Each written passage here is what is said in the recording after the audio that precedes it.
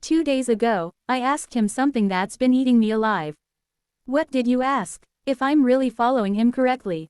And, I didn't get silence this time. I got an answer. And it changed everything. You're serious. As serious as the blood in my veins. What exactly did he say? Patience. Let me start from the beginning. Alright, I'm listening. I'd been carrying this knot in my chest. Prayers said, words whispered in the dark, but still, I felt off track. Like I was doing it all wrong.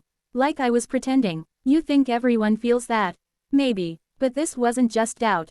It was suffocating. Every sermon I gave, every person who looked to me, I wondered if I was faking it. If he saw me as a fraud. That's heavy. Heavy enough that I almost stopped. Everything. The work. The prayers. The long nights. You were that close to giving up. Closer than I'll ever admit to most.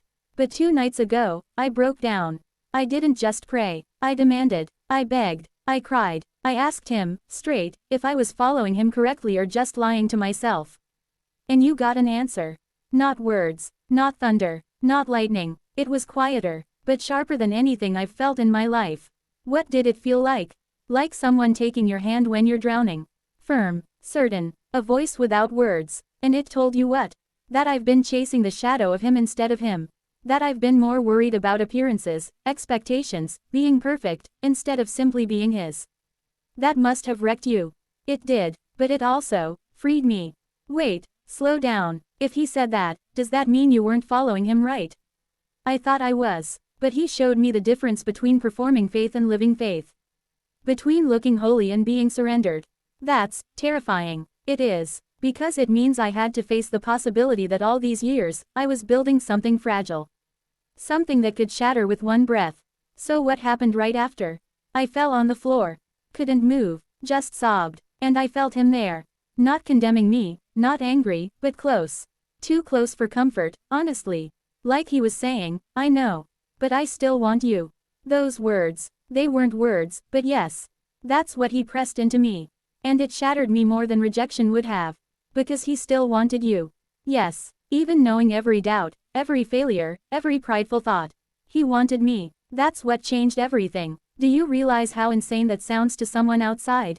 Insane. It's more than insane. It's impossible. But it happened. And once it happens, you can't unknow it. I don't even know what to say to that. Say nothing. Just feel the weight of it.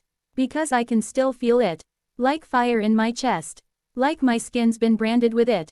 Do you think people will believe you if you tell them this? I don't know. Maybe not. But I can't keep it hidden. It's not about convincing anyone. It's about telling the truth, no matter the cost. And the truth is that he told you you've been chasing shadows. Yes, but he also told me the shadows can die tonight. That I don't have to live in them anymore. Do you really think you can let go of all that weight? All that expectation? I don't know. But for the first time, I believe he can. Through me. In me. That's hard to believe. I know. But so was a cross on a hill. So was an empty tomb. Impossible things are kind of his specialty. And that's why you sound different right now. Because I am different. That answer didn't just correct me.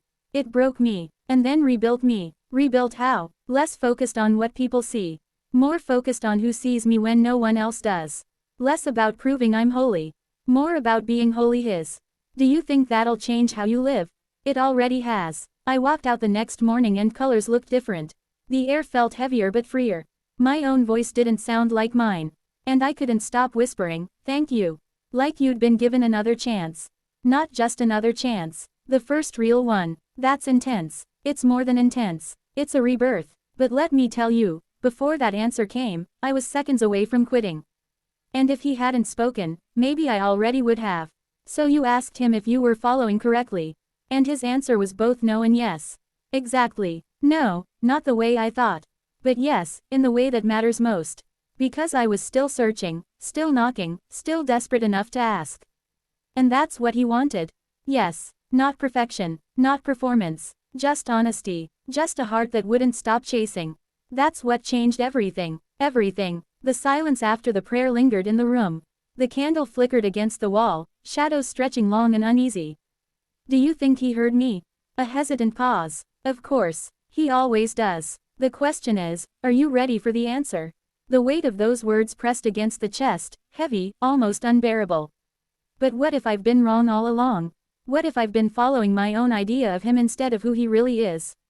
The fire cracked. Outside, the wind pushed hard against the window, rattling it like a warning. You're not the first to ask that. You won't be the last.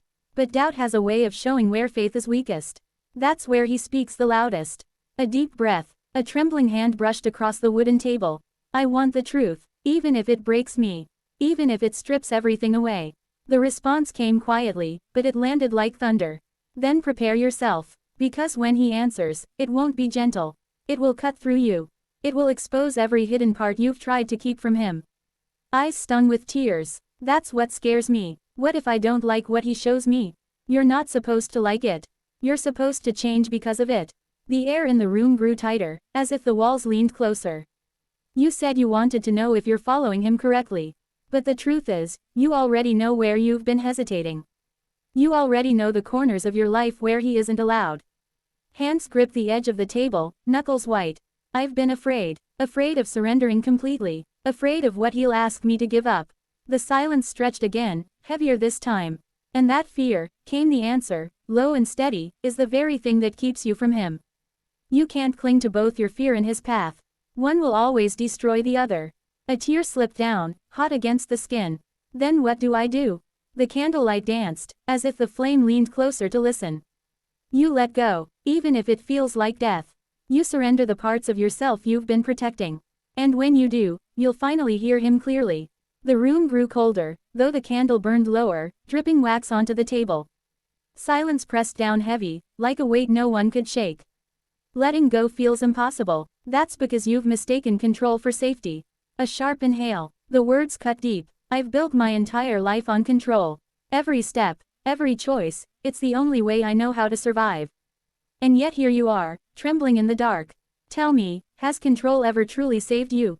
The eyes darted away, unable to answer. A long pause. No, it only gave me walls. Walls I can't seem to escape. The voice softened, almost tender now. Then maybe the walls aren't meant to protect you anymore. Maybe they're meant to be broken. The wind outside howled like a living thing. The candle flame bent with it, as if bowing to something greater. But what if I fall apart? What if there's nothing left of me when the walls come down? A shadow stretched across the table, bending toward the trembling figure. Then let yourself fall. It's only in the breaking that he can rebuild. The words hung in the air like smoke. A hand reached instinctively for the candle, desperate for warmth, desperate for something solid to hold. But if I give him everything, will he still want me? With all the darkness I carry? With all the things I've hidden? The answer came without hesitation, firm and unshakable. He doesn't want what you pretend to be. He wants all of it, the fear, the weakness, the shadows. He wants the pieces you're ashamed of. A tear rolled down, catching the candlelight. The breath shook, uneven, almost a sob. I don't know if I'm strong enough to do this.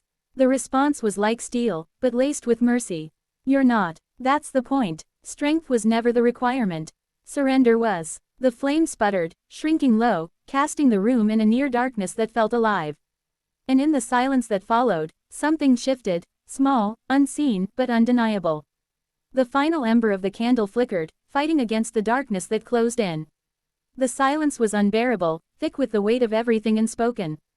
I'm afraid. You should be. Fear means you're standing on the edge of something greater than yourself. A shallow breath. The chest rose and fell quickly, as though holding back a storm. If I let go, if I surrender, will he really catch me? The answer came low, steady, almost like a vow.